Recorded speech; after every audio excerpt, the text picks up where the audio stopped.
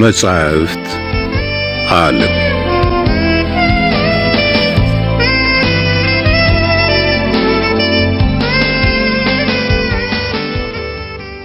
እፎይታ።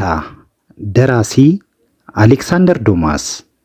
ትርጉም ተሾመ ዳምጠው። ተራኪ ደጀኔ ጥላሁን።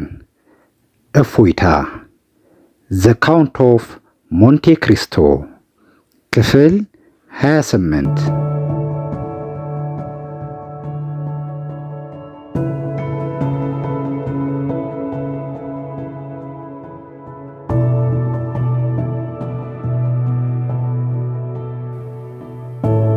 የሞራልና ልጆቹ ድርጅት በጥቂት ዓመታት ውስጥ እጅግ ተለውጧል።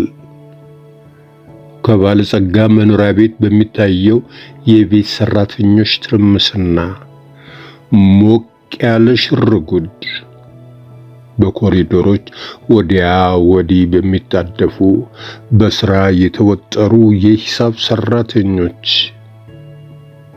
በንግድ ልውውጥ በተጨናነቀው በረንዳ፣ በወደብ ሰራተኞች ጫጫታና ሳቅ በተሞላው ግቢ ፈንታ የሐዘንና የጸጥታ አየር ይነፍሳል። ቢሮዎችን አጣበው ከነበሩት ብዙ ሰራተኞች ውስጥ አሁን የቀሩት ሁለት ብቻ ናቸው። አንደኛው አማኑኤል የተባለ የሞራልን ልጅ በማፍቀሩ ወላጆቹ ከስራ እንዲሰናበት ቢገፋፉት እምቢ ብሎ የቀረ የ24 ዓመት ወጣት ሲሆን፣ ሌላው ደግሞ ኮክል የተባለው በሂሳብ አያያዝ በኩል ካለው ጠንካራና ግትር አቋም ጋር በታማኝነቱና በታጋሽነቱ የታወቀው ገንዘብ ያዥ ነው። ኮክል በድርጅቱ ለ20 ዓመታት በማገልገሉ አሁን እምነቱም መለወጡ አልዋጥልህ ስላለው ከስራ ሊሰናበት አልፈቀደም። ያለፈው ወር የሰራተኞች ደሞዝ ክፍያ በወቅቱና ሙሉ ለሙሉ ተከፍሏል። ይሁን እንጂ ከዚያ ወር መጨረሻ ጀምሮ ሞራል ብዙ አስከፊ ሰዓቶችን አሳልፏል። የሰራተኛውን ክፍያ ለማሟላት የተረፈውን ጥሪት በሙሉ ማሰባሰብ ነበረበት። የመደየቱ ወሬ በማርሴል ለሐሜታ እንዳይዳረገው ፈርቶ የባለቤቱን ጌጣጌጦች ወደ ሌላ ከተማ ሄዶ ከሸጠ በኋላ ነበረ የሰራተኞቹ ደሞዝ የተከፈለው። ይህ መስዋዕትነት የድርጅቱ ክብር ተጠብቆ እንዲቆይ ቢያደርግም ገንዘቡ ግን ጭራሹን ተሟጠጠ። በወሩ አጋማሽ ላይ ለቦቪል 100,000 ፍራንክ ለመክፈልና በሚቀጥለው ወር አጋማሽ ላይም በድምሩ 300,000 ፍራንክ የሚደርሱ ዕዳዎችን ለመሸፈን የቀረችው አንድ ተስፋ የፋራውን ከህንድ መመለስ ነበረ።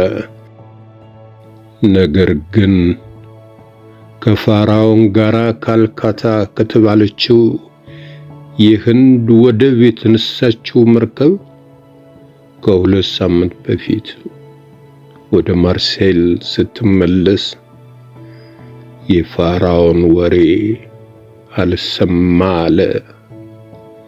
ዳኗ ጠፋ።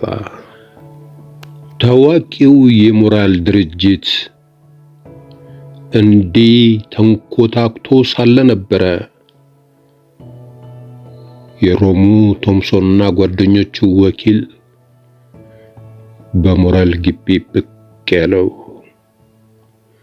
አቀባበል ያደረገለት አማኑኤል ሲሆን አማኑኤል ወደ ሞራል ቢሮ ይወስደው ዘንድ ኮክልን አዘዘው። ደረጃው ላይ ሁለቱ ሰዎች እድሜዋ 17 ዓመት አካባቢ ከሚሆን የተዋበች ልጃገረድ ጋር ተገናኙ። ልጃገረዷ እንግዳውን በአትኩሮት ተመለከተችው። አባትሽ ቢሮአቸው ይገኛሉ ወይዘሪት ጁሊዬ? ሲል ጠየቀ ገንዘብ ያዥ ኮክል። እንጃ እርግጠኛ አይደለሁም አለች ልጃገረዷ ግንባሯን ክስክስ አርጋ። ኮክል እስቲ መጀመሪያ አባትህ መኖሩን ካየህ በኋላ ተመልሰህ ለእንግዳው ንገራቸው። መንገሩ ምን ዋጋ አለው ወይዘሪት? አለ እንግሊዛዊው ቀበል አርጎ። ሞራል ስሜን አውቀው። እኔ ከአባትሽ ድርጅት ጋር የንግድ ሽርክና ያለው ቶምሶንና ጓደኞቹ የተባለው ድርጅት ወኪል ነኝ። ልጃገረዷ ፊቷ በርበሬ እንደመሰለ ደረጃው መውረዷን ስትቀጥል ኮክልና እንግዳው ደግሞ ወደ ላይ ወጡ። ልጃገረዷ ወደ አማኑኤል ክፍል ስትገባ ኮክል እንግዳውን ይዞ ሶስተኛው ፎቅ ላይ ወደሚገኘው የሞራል ቢሮ ገባ። ሞራል ከተቀመጠበት ተነስቶ እንግዳውን እንዲቀመጥ ጋበዘው። ባለጸጋው ባለመርከብ በ14 ዓመታት ውስጥ ፈጽሞ ተለውጧል። አሁን የ50 ዓመት ጎልማሳ ሲሆን ጸጉሩን ሽበት ወርሶታል። የግንባሩ ቆዳ በእድሜ መግፋት ተሸብሽቧል። ቀበጥባጣና ንቁ የነበሩት አይኖቹ እንደ መፍዘዝ ብለዋል። እንግሊዛዊው ሞራልን አዘኔታ በተቀላቀለበት አትኩሮት ከተመለከተው በኋላ ማንን እንደምወክል ያውቃሉ አይደለም? በማለት ረጋ ብሎ ጠየቀ። እቹ ወኪል መሆንን ገንዘብ ያዤ ነገረኝ። ትክክል ነው። ድርጅቴ በዚህ ወርና በሚቀጥለው ፈረንሳይ ውስጥ ብዙ ሂሳቦችን ያወራርዳል። የእርሶ ቀጠሮ አክባሪነት በቶምሶንና ጓደኞቹ ዘንድ የታወቀ በመሆኑ የእርሶን ፊርማ የያዙ ብዙ ደረሰኞች ተሰብስበው በወቅቱ ገንዘቡን እንዲረከቡ ታዝዣለሁ። ሞራል በምሬት እንደመሳቅ ብሎ እጁን በግንባሩ ላይ ካደረገ በኋላ እኔ የፈረምኳቸው ደረሰኞች ይዘሃል ሲል ጠየቀ። አዎ አለ እንግሊዛዊው የወረቀቶች ጥቅል ከኪሱ ያወጣ። መጀመሪያ ለ200,000 ፍራንክ የገቡትን ዕዳ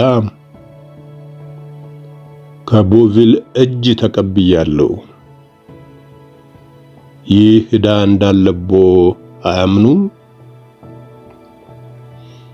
ትክክል ነው። በ4 ተኩል ወለድ ከ5 ዓመታት በፊት በድርጅቴ ያፈሰሰው ገንዘብ ነው። ግማሹ በዚህ ወር አጋማሽ ግማሹ ደግሞ በሚቀጥለው ወር አጋማሽ ላይ የሚከፈል ነበር። በጣም ጥሩ። እነዚህ የተለያዩ ደረሰኞች ደግሞ በድምሩ 32500 ፍራንክ የሆነ በዚህ ወር መጨረሻ የሚያወራርዷቸው ናቸው። ቃልህ ነው አለ ሞራል በሕይወቱ ለመጀመሪያ ጊዜ የራሱን ፊርማ ይክዳል ተብሎ የሚጠረጠር ሰው በመሆኑ እንደ ተዋረደ ተሰምቶት በሐፍረት እየተሸማቀቀ ይኸው ነው። የለም፣ እነዚህ ደረሰኞች ደግሞ በሚቀጥለው ወር መጨረሻ ላይ ሊወራረዱ የተፈረሙ ናቸው። ድምራቸው 55000 ፍራንክ ነው። እንግዲህ በአጠቃላይ የእርሶ ፊርማ ያረፈባቸው የ287500 ፍራንክ ደረሰኞች ለማወራረድ ጊዜውን እየተጠባበቅን ነው። የዚህ አሃዝ ብዛት ሲነገረው ሞራል የተሰማውን ሐዘን ለመግለጽ ያስቸግራል።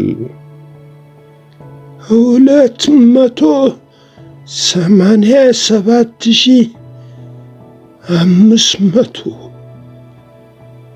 በማለት ቁጥሩን ደገመው። ምንም እንኳ በማለት እንግሊዛዊው ካፍታ ዝምታ በኋላ ንግግሩን ቀጠለ። በትክክለኛ አሰራሩ የታወቁ ንጹህ ሰው ስለመሆኑ የሚነገርሎ ቢሆንም በአሁኑ ጊዜ ግዴታዎችን ለማሟላት እንደማይችሉ በማርሴል ወሬው እንደሚናፈስ ልደብቆ አልሻም። ሞራል በዚህ አጉል ግልጽነት ፊቱ ከአፍረት አልፎ በብሽቀት በርበሬ መሰለ። ይህ ድርጅት አባቴ ለ35 ዓመታት ያህል ሲያንቀሳቅሰው ከኖረ በኋላ ያወረሰኝ ድርጅት ነበር አለ። ያን ያህል ጊዜ አንድም ደረሰኝ ቀርቦበት ክፍያ አልተጠየቅም። አውቃለሁ አለ እንግሊዛዊው። ግን በግልጽ ይንገሩኝና እነዚህን ደረሰኞች በወቅቱ ያወራርዱልኛል? እንዲህ አይነቱ ግልጽ ጥያቄ ግልጽ መልስ ያስፈልገዋል አለ ሞራል። በእርግጥ መርከቧ በደህና ከተመለሰች ይህንን ደረሰኝ ማወራረድ ብቻ ሳይሆን በተከታታይ የደረሰብኝን ክስረት ሁሉ መሸፈን እችላለሁ። ነገር ግን የመጨረሻዋ ንብረቴ የሆነችው ፋራውን በደህና ካልተመለሰች የክፍያዎችን ጊዜ ለማራዘም እንደምገደድ ስገልጽ ከፍተኛ ቅሬታ እየተሰማኝ ነው። ወደዚህ በመምጣት ላይ እንዳለው አለ እንግሊዛዊው አንዲት መርከብ ወደ ወደቡ ስትገባ ይቻለው። አውቃለሁ፣ የመጣችው ከህንድ ቢሆንም የኔው አይደለችም አለ ሞራል። ከዚያም ለስለስ ባለ አንደበት እንዲህ ዘግይታ አታውቅም። ፈርዖን ከካልካታ የተነሳችው የካቲት 15 ቀን ሲሆን ከወር በፊት መድረስ ነበረባት። የምን ድምፅ ነው የምሰማው? አለ እንግሊዛዊው ጸጥ ብሎ ሲያዳምጥ ከቆየ በኋላ። አካባቢውን ሁከት የረበሸው ይመስላል። እግዚኦ ፈጣሪ አለ ሞረል። ደግሞ ምን ማት መጣ ይሆን? በደረጃዎቹ ላይ ከባድ እርምጃ ይሰማ ጀመረ። የሐዘን ጫጫታም ይሰማል። ሞረል ሊወጣ ፈልጎ በሩን ከከፈተው በኋላ ጉልበቱ ከርቶት ተመልሶ ወንበሩ ላይ ዘፍ አለ። ከአፍታ በኋላ ድምፁ ጋብ ቢልም ሞረል ግን አንድ ነገር የሚጠባበቅ ይመስላል። የውጭው በር በቁልፍ ሲከፈት ተሰማ። የዚህ በር ቁልፍ ያላቸው 2 ሰዎች ብቻ ናቸው፣ ኮክልና ጁልየት ሲል አጉረመረመ ሞረል። ብዙም ሳይቆይ ሁለተኛው በር ተከፍቶ ጁሌ ጉንጮቿ በእንባ እየታጠበ ከገባች በኋላ አባቷ አንገት ላይ ተጠምጠመ። አባዬ አባዬ ምን በጀን ስትል ጮኸች። ሐራውን ሰጠመች አይደለም ሲል ጠየቀ ሞረል በታከተ ደካማ ድምፅ። ልጅቷ የምትናገረው አልነበራትም። ያው ወንታ ምልክት ሰጥታ ራሷን አባቷ ደረት ላይ ለጠፈች። ሰራተኞችስ? ከጥቂት ደቂቃዎች በፊት የደረሰችው መርከብ ሁሉንም አትረፈቻቸው። ሞረል በእፎይታና በምስጋና አይነት አስተያየት ወደ ላይ አንጋጦ ተመስገን አለ።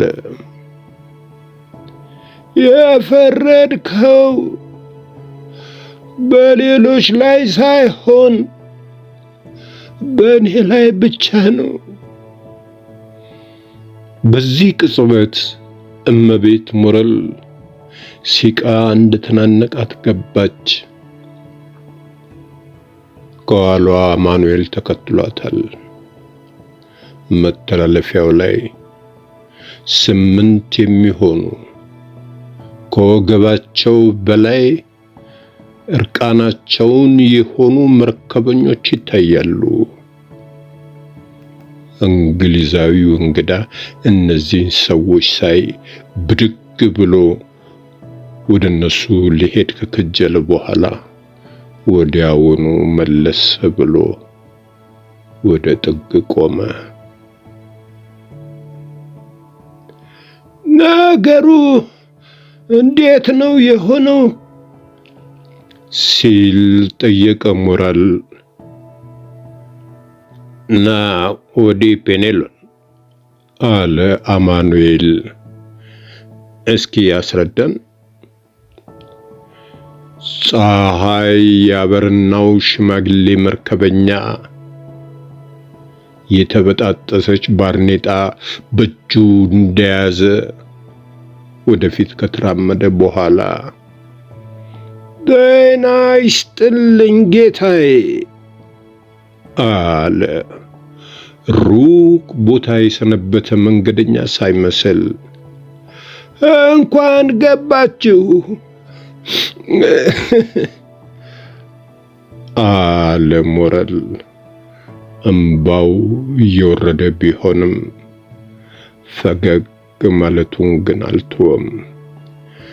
ካፒቴን ጋውማርዴት አለ። መንገድ ላይ ታሞ ቀርቷል ጌታዬ።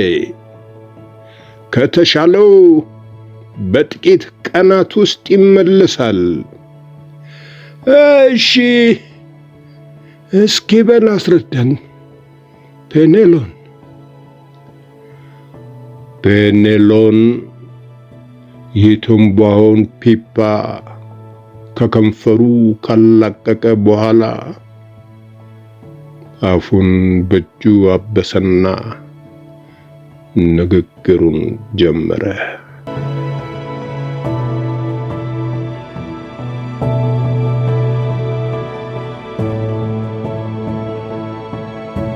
በትረካው ከተደሰቱ ሰብስክራይብ፣ ላይክ እና ሼር ያድርጉ። እናመሰግናለን።